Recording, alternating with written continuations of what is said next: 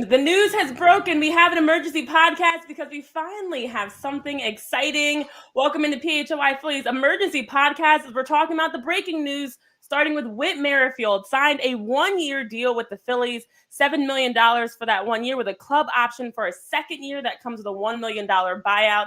It's been confirmed Whit Merrifield is officially a Philadelphia Philly. We've got John Foley joining us from Clearwater, Tyler Zulli, Jamie Lynch will probably be joining us later, and myself, Renee Washington. All right, guys, as we are sitting here on our Friday afternoon and the news broke, we officially have super utility man, all-star, Whit Merrifield. I was thrilled. I was excited because, first of all, it happened at a time where it's like, okay, let's get this. It's done. It's over with, and now we can start preparing instead of continuing to drag our feet throughout the rest of the weekend. We had heard the news that this weekend was the timeline for Whit Merrifield to be signed with his top 5 teams, and the Phillies being one of them. What are your thoughts?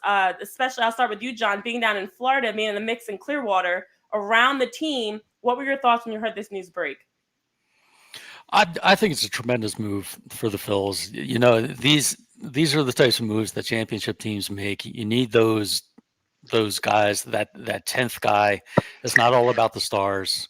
You need somebody like this that can, you want to feel good about when somebody has a day off. You want to feel good about the guy that's inserted into the lineup. And with Merrifield, I mean, he can play infield, he can play outfield.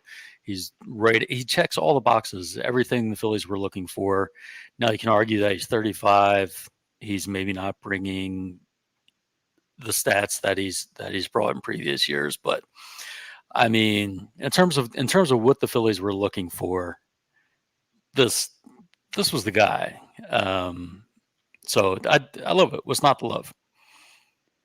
Yeah, there's something to be said for professional ball players, right? And obviously, I don't mean that in like they do or don't get paid, right? Everybody gets paid in the major leagues, but there's like the term professional player and a professional hitter really applies to Whit Merrifield, even if he's like 65, 70% of the player that he was during that, those 4 or 5 years in Kansas City when he was swiping 40 bags and he was hitting close to 300 and he was playing, near Gold Glove level defense.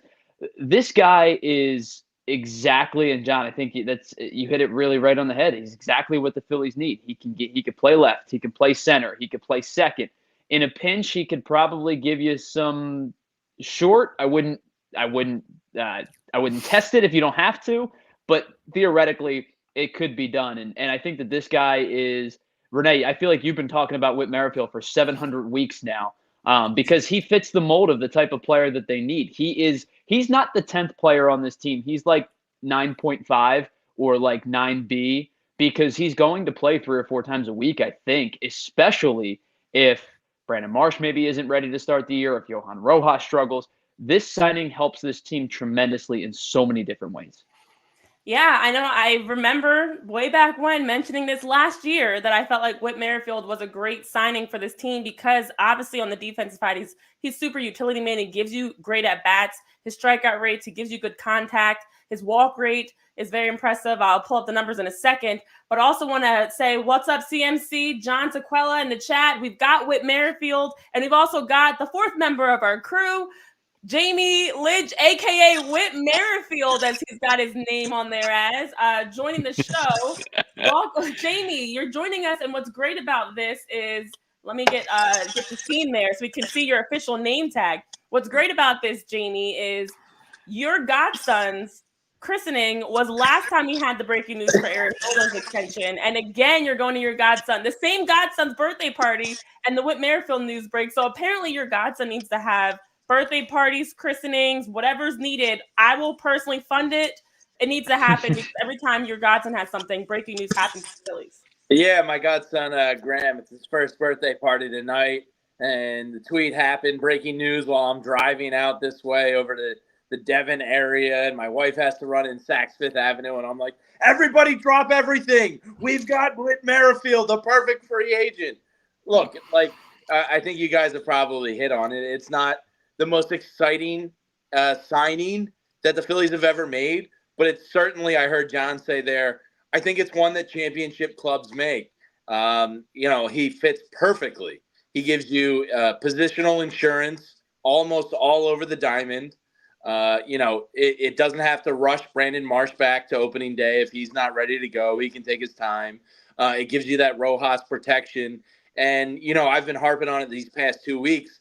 When you're so close to a title contender like this, why rely on the trade deadline? And I think the best part of this is now come trade deadline time, you probably offensively are going to be fine.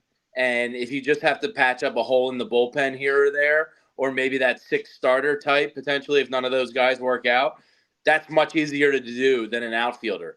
People just go, oh, we'll wait till the trade deadline. Okay, with 3 wildcard teams now, there is not that same market that there has been in years past. More teams are competitive. You can't rely on it to upgrade. So I think overall, just a tremendous move by the Phillies. Kudos to them for forking up the $8 million and getting this done, because I think this is a championship type of move. It just gives you insurance in so many different areas. Is Brandon Marsh struggling terribly to hit lefties? We don't think he will, but if that happens, now you've got Whit. If Rojas can't hit at all, now you've got Whit. If Stott loses some time, you've got Whit at second base. I mean, this is, it's great for a variety of reasons. And then if none of those things happen and everybody's great instead of every position, you upgraded your bench. You upgraded your bench, and you got, guys need days off. This is a really big upgrade from like the Rodolfo Castros of the world. Less Jamie, paid. I just want you guys to know, and Jamie, I'm just going to let you know this now. I'll have the fight with my wife later. Just get ready for a call sometime in the future that asks you to be the godparent of my children.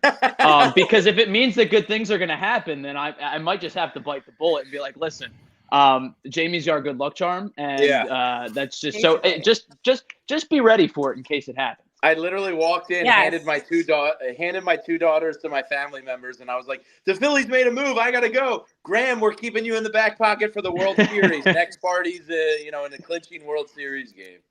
That's basically what I got from that. Graham needs to have more festivities so we can make sure to get Jamie, a.k.a. Whit Merrifield, as you're now named, on the show in either your baptism, the christening suit, or your birthday hoodie. But yes, as we know, that contract, $7 million base salary in 2024. It's an $8 million club option or $1 million buyout for 2025. John Morosi also reported the deal includes a bonus and awards package. John Morosi's been one of the main ones that's been in the mix of this breaking news, just slowly following it as it undevelops. Now, overall for Whit Merrifield, as we talk about, 35 years old, what he brings you as Mr. Utility, all-star, last season hitting 272, 318, 382. Listen, he also can give you great hits and great at-bats. So everything we've been manifesting for the Phillies and what we wanted them to do in terms of an offseason move, this is that splash because it's just a solid signing. He adds in so many different ways. I know in the chat, want to give a shout out to you guys. Hit that thumbs up button while you're in the chat. We've got CMC saying he hits in April too. Love That's it. John saying that he's got some decent wheels. Also, everyone's just the excitement. Ray, yes, finally something meaningful that we feel like the Phillies have accomplished. Of course, we'll get to Alec Bohm in a moment. And then also CMC mentioning we haven't had a true utility guy since back in the day. Mariano Duncan, Placido. It's been a while since we've seen Mr. Utility. No, don't forget Scott Kingery, right? We had Scott Kingery, guys. I'm going to go back to what CMC said. We had Scott Kingery. I forget who said it, but I saw a tweet that said Whit Merrifield is literally everything the Phillies wanted Scott Kingery to be. So I feel like, Tyler, yes, he is. And this is I feel like this is the PJ Tucker signing. Now, it went okay for the Sixers. They overpaid for him. But PJ Tucker was the guy I wanted on the Sixers for like 6 years prior. Whit Merrifield has been that guy that you've wanted on the Phillies for like a couple of years, every trade deadline, just because of what he can provide, which is everything. Yeah, they used to call this guy two-hit Whit for a reason because it seemed like every day he was 2 for 5. Every day he was, 2 for 4, 2 for 5, a single and a double. And honestly, guys, the one thing that I do question with this signing is we talked about Brandon Marsh and Bryson Stott kind of taking strides against left-handed pitching last year. I don't know how much this diminishes that thought process of those two guys. Like, obviously one of them's going to have to play because Whit Merrifield isn't Bugs Bunny and he can't play in two positions at once. But one of the two of them is going to have to play, even if Whit Merrifield does play. But I wouldn't be stunned to see a lineup that consistently features Merrifield and Stott, or Merrifield at second and Marsh in left, or in center if Rojas doesn't work out, whatever the case may be. And I think that Rob Thompson still is a little bit hesitant to allow those two left-handed hitters to get overexposed, oversaturated to left-handed pitching. Yeah, I think the biggest key that you just mentioned, Tyler, is you just named. Thank you, Jamie. I was going to shoot you. You just I didn't know if I was capable of that, but there we go. All right. It's all good. You just named several options. And I remember not too long ago, we were sitting talking postseason. And one of the biggest areas that I felt frustrated was I felt like down the stretch, come playoff time, the Phillies didn't have versatility to adjust based on what the game required. They didn't have those pieces you could easily slide in and move. Wit Merrifield gives you that, whether it's an injury or you're just needing to rest somebody, or the game dictates that you need something different. What we were expecting and hoping a Kingery or even Jake Cave could provide, that is 1,000% Whit Merrifield. He is that guy that can give you that flexibility to have different looks depending on what is needed at that time of the season. So I think exactly to your point, Tyler, the biggest thing of what you just stressed in each of those scenarios is we have options that the Phillies can flex, and there's not a huge drop-off from one to the next. Yeah, and he fits in so well. I just wanted to add that, we're so used to this Phillies type of hitter, low contact, power. This is a guy that has a 284 career average. That's not something you see much more nowadays. You don't see 300 hitters. I'd say 280 is probably like the new 300, and this guy's 284 for his career. Contact, speed. We talked about the defensive versatility. It just meshes so well with what they already have, and that's not something we're always used to seeing from the Phillies, right? That somebody just plugs in and checks all the boxes for what they need in that moment. They're not cramming him in and trying to make him fit. He's there and he's got the right skill set. Yeah, and John, to that point of like, this isn't something we normally see from the Phillies. I don't recall many of these type of moves. This, late into an off season, usually it's like, we'll wait till the trade deadline. We'll kick the can down the road, excuse after excuse. We believe in Christian Pache. We believe in Nick/Jake Cave. We believe in these guys to step up when called upon. This wasn't that. This was, hey, we have a really good baseball team. Let's go make it a lot better by getting this insurance policy that covers us all over the diamond. So kudos to the Phillies for making this move, because I feel like this is something we're not accustomed to. Now, my next thought on that was, does the Whit Merrifield signing withdraw you from the Jordan Montgomery sweepstakes? I would have to think it probably does, unless his market completely falls apart to a one-year deal. As I've always said, I don't think there's any bad one-year deals in baseball. If he becomes that 2-year market where it's like, $55 million or whatever, I think that does take him out of it. This could be the big move they make. Yeah, no, it's a great point, because now with this move, it makes you have to think about, well, what's next? I know in the chat we're getting other questions similar to yours, Jamie, not just about the future for Jordan Montgomery, but what's the future for Pache mean? What does this mean for Jake Cave? It leads you wondering, what does his addition do to the rest of, especially the bottom part of that roster? But I would hope that there's still a way that they're at least still in the conversation with Jordan Montgomery. It does seem that the market is changing, the longer Jordan Montgomery's name is out there, the lower that price point is going to potentially drop. So hopefully there's a way the Phillies can flex and still bring in Jordan Montgomery. And when it comes to Cave, Pache, different names, figure that out later. Got a bigger. That's it. Yeah. That's all for another day. Today, that's called a good today's for a celebration. Today's a celebration. I mean, and look, kudos to the Phillies for having the patience that maybe us as fans did not. Fans and observers did not. I mean, we're just every day. What are they doing? What are they doing? And, Dave Dombrowski told us, like, these guys are out there. They're on the market. There's a lot of them. We think that we can go in the spring training and once these guys assess their market, they'll realize they don't really have a starting job somewhere else, and we'll be able to pick one up. And that's exactly what they did. So, and you know what else, John, about you just said something that triggered this thought. Like the beauty of Whit Merrifield, it doesn't put any additional pressure on any one player because of his versatility. I don't think Johan Rojas feels extra pressure to perform. I don't think Brandon Marsh feels extra pressure to perform. Bryson Stott certainly doesn't. Alec Bohm certainly doesn't. So, like, I think the beauty of him is that he's just this kind of Tetris piece. You slide right into the roster, and he works, and he also doesn't put pressure on anyone. So I think there's nothing but upside from this signing. Yeah, that's a great point. Nobody looking over their shoulder. No. He's here to help. A lot he's of just a ball player there. here to work. Like that's it. Exactly. And I will say, guys, you were talking about, does this take them out of the Montgomery sweepstakes? And I would say it probably, I shook my head at first, and then I realized I think signing Merrifield puts them within $15 million of the next luxury tax threshold, which implicates draft picks and which implicates a whole bunch of stuff. So the only way at this point that a Montgomery deal happens is Dave Dombrowski says, bleep it.